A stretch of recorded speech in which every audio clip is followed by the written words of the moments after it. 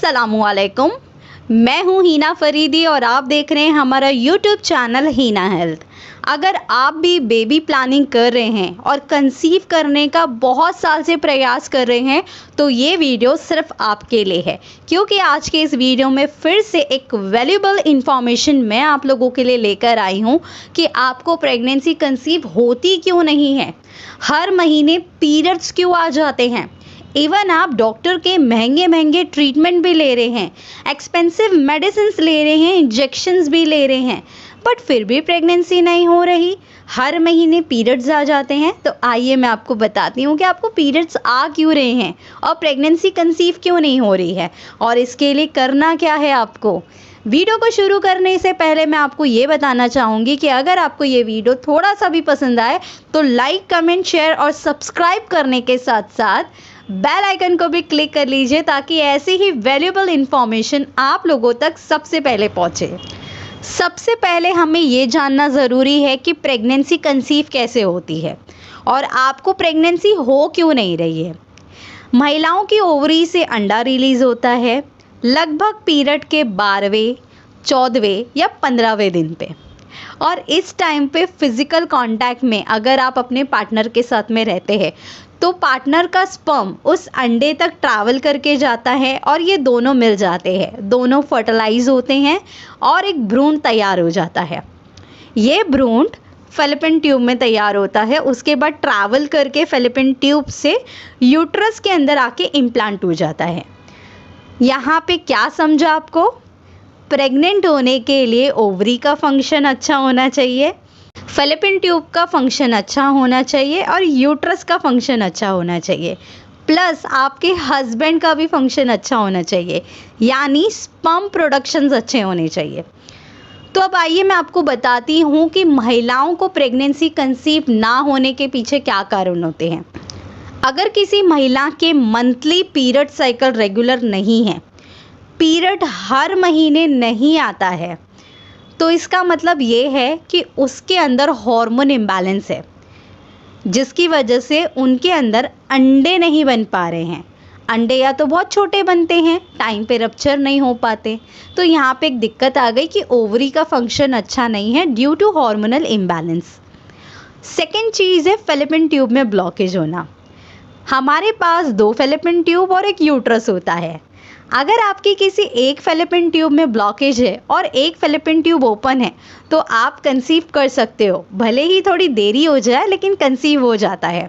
लेकिन अगर किसी महिला की दोनों ही ट्यूब में ब्लॉकेज है तो यहाँ पे कंसीव करना 0% हो जाता है, क्योंकि बच्चा ट्रैवल करके फैलोपियन ट्यूब से ही तो आता है। जब बच्चे के लिए रास्ता ही बंद है तो बच्चा आएगा कहाँ से। तो इसको डिटेक्ट करने के लिए एक टेस्ट होता है HSG टेस्ट, जो थोड़ा सा पेनफुल ज़रूर होता है, काफ़ी लोगों ने इसको एक्सपीरियंस भी किया होगा। तो HSG टेस्ट अंडर गायनेकोलॉजिस्ट ही होता है, क्योंकि ये थोड़ा सा पेनफुल होता है। अब बहुत से क्लिनिक में ये विद और विदाउट एनेस्थीसिया भी होता है, लेकिन मैं आपको सजेस्ट करूँगी कि आपको एनेस्थीसिया की कोई ज़रूरत नहीं है, इसमें बहुत कम ही पेन होता है। HSG टेस्ट कराने से आपको ये पता चलता है कि डाई कहाँ से जा रही है, यानी जो आपकी ट्यूब खुली होती है वहाँ से डाई जाती है, जो ट्यूब ब्लॉक है वहाँ से डाई नहीं जाती है। तो किसी की एक ट्यूब ब्लॉक होती है और किसी की दोनों ही ट्यूब ब्लॉक होती है। घबराइए नहीं, ट्यूबल ब्लॉकेज का भी ट्रीटमेंट है और आप इसमें भी कंसीव कर सकते हैं। बहुत से लोग पैनिक हो जाते हैं कि मेरी तो ट्यूब ब्लॉक है, शायद मुझे IVF ही करना होगा, मुझे नेचुरल प्रेगनेंसी नहीं हो सकती। क्योंकि जब ट्यूबल ब्लॉकेज की रिपोर्ट आती है तो डॉक्टर हाईली सजेस्ट करते हैं IVF करवाने के लिए, लेकिन आप अपनी ट्यूब्स को भी नेचुरल ओपन कर सकते हैं। इवन अगर ट्यूब में पानी भरा है, जिसको हम हाइड्रोसल्फिंग्स कहते हैं, इसमें भी आप नेचुरल कंसीव कर सकते हैं। तीसरा फंक्शन है यूट्रस का। अगर आपके यूट्रस में जो एंडोमेट्रियम लाइनिंग होती है, ये लाइनिंग के अंदर आके बच्चा इम्प्लांट होता है। ये लाइनिंग अंडा फूटने के समय 7 से 8 या 9 से 10 के बीच में होनी चाहिए। अगर ये बहुत ज़्यादा कम लाइनिंग बन रही है तो भी बच्चा कंसीव नहीं होगा, और बहुत ज़्यादा यानी 10 के ऊपर बन रही है तो भी प्रेगनेंसी कंसीव नहीं होगी। तो इसका भी टेस्ट फॉलिकुलर स्टडी में होता है। जब भी आपके अंडे की जांच होती है तो बाजू में एक सेक्शन होता है ET, एंडोमेट्रियम, वहाँ पे वॉल की थिकनेस लिखी जाती है, आप वहाँ से भी देख सकते हैं। तो यहाँ पे बात हो गई कि ओवरी का फंक्शन अच्छा होना चाहिए, फैलोपियन ट्यूब का फंक्शन अच्छा होना चाहिए, यूट्रस का फंक्शन अच्छा होना चाहिए। यूट्रस में अगर फाइब्रोड है, एंडोमेट्रोसिस है, पॉलिप है, तो भी कंसीव करने में दिक्कत आती है, लेकिन घबराइए नहीं, इसका भी ट्रीटमेंट है और आप कंसीव कर सकते हैं। फोर्थ चीज़ है कि आपके पार्टनर में कोई प्रॉब्लम नहीं होनी चाहिए, यानी कि आपके हस्बैंड के स्पर्म काउंट, मोटिलिटी और मॉर्फोलॉजी अच्छी होनी चाहिए, क्योंकि एक अच्छे स्पर्म से ही आप एक अच्छा हेल्दी बेबी कंसीव कर सकते हैं। अगर आपके पार्टनर के स्पर्म काउंट कम है, मोटिलिटी कम है या मॉर्फोलॉजी में प्रॉब्लम है, तो इसका भी ट्रीटमेंट है, घबराने वाली कोई बात नहीं है। लेकिन आपको एटलीस्ट पता तो चले कि आपको प्रॉब्लम क्या है, इसलिए मैं इस वीडियो में आपको सारी चीज़ें एक्सप्लेन कर रही हूँ। अगर आप मेल का सीमन एनालिसिस रिपोर्ट को खुद से पढ़ना चाहते हैं तो उसके लिए भी मैंने वीडियो बनाया हुआ है, आप वो देख सकते हैं। कम से कम 50 मिलियन काउंट होना चाहिए, 50 मिलियन मोटिलिटी होनी चाहिए और मॉर्फोलॉजी 2% तक तो ज़रूर होनी चाहिए। तो इससे आप नेचुरल कंसीव करने में आपको कोई भी दिक्कत नहीं आएगी और आप आराम से कंसीव कर लेंगे। तो मैंने आपको शुरू के पार्ट में बताया कि एग्जैक्टली प्रेगनेंसी रुकती कैसी है और कंसीव करने के लिए आपके बॉडी के अंदर कौन कौन से पार्ट्स अच्छी तरीके से वर्किंग होने चाहिए। तो अगर आप बहुत साल से ट्राई कर रहे हैं बच्चा कंसीव करने के लिए, तो अपने हॉर्मोन्स के सारे टेस्ट करवा लीजिए, ओवरी का फंक्शन चेकअप करवा लीजिए कि ओवरी में अंडे बन रहे कि नहीं बन रहे हैं, जो आप फॉलिकल स्टडी से आराम से कर सकते हैं। आपके ईटी का फंक्शन भी पता चल जाएगा कि एंडोमेट्रियम कैसी बन रही है वॉल के अंदर। फैलोपियन ट्यूब टेस्ट के लिए एचएसजी का भी मैंने आपको रेकमेंड किया हुआ है। और अगर आप अल्ट्रासाउंड कराते हैं तो उसमें एंडोमेट्रोसिस, फाइब्रॉड, पॉलिप के बारे में भी पता चल जाता है। तो इस तरीके से फीमेल अपने टेस्ट कर सकती हैं। मेल के लिए एक ही टेस्ट होता है, सीमन एनालिसिस टेस्ट, जो 3 दिन के गैप में किया जाता है, यानी 3 दिन फिजिकल कांटेक्ट में नहीं होना होता है। चौथे दिन जाके सैंपल लैब में देना होता है, जिससे आपकी रिपोर्ट्स आती है और आपको पता चलता है कि रिपोर्ट्स नॉर्मल है या अब नॉर्मल है।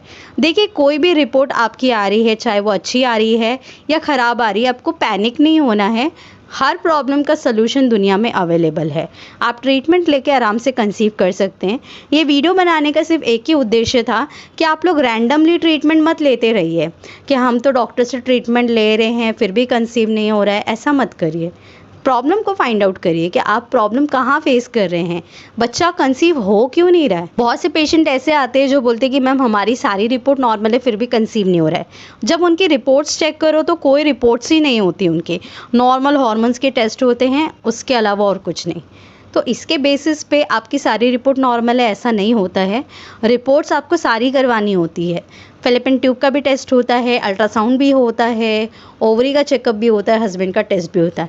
ये सारी जब चीज़ें नॉर्मल होती है तो आपको अपने लाइफस्टाइल के ऊपर काम करना होता है कंसीव करने के लिए।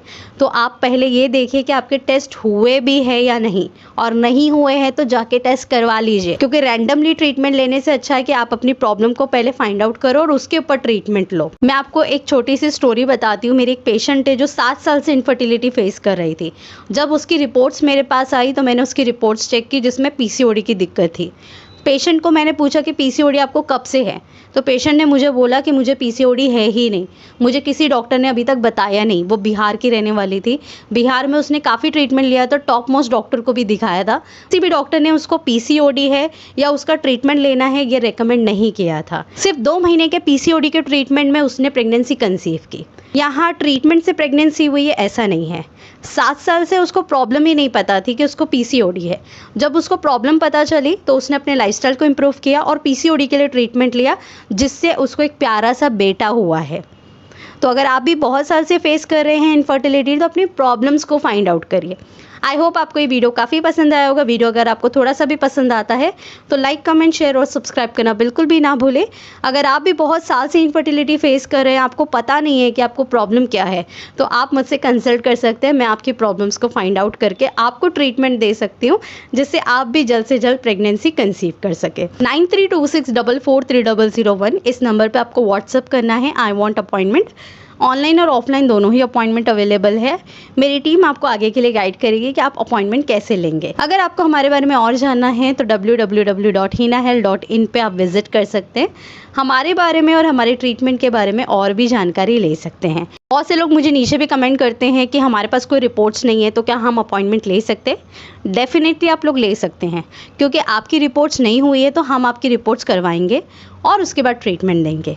मैं मिलती हूँ आप लोगों से नेक्स्ट वीडियो में अनदर न्यू टॉपिक के साथ। जब तक के लिए अल्लाह हाफिज़।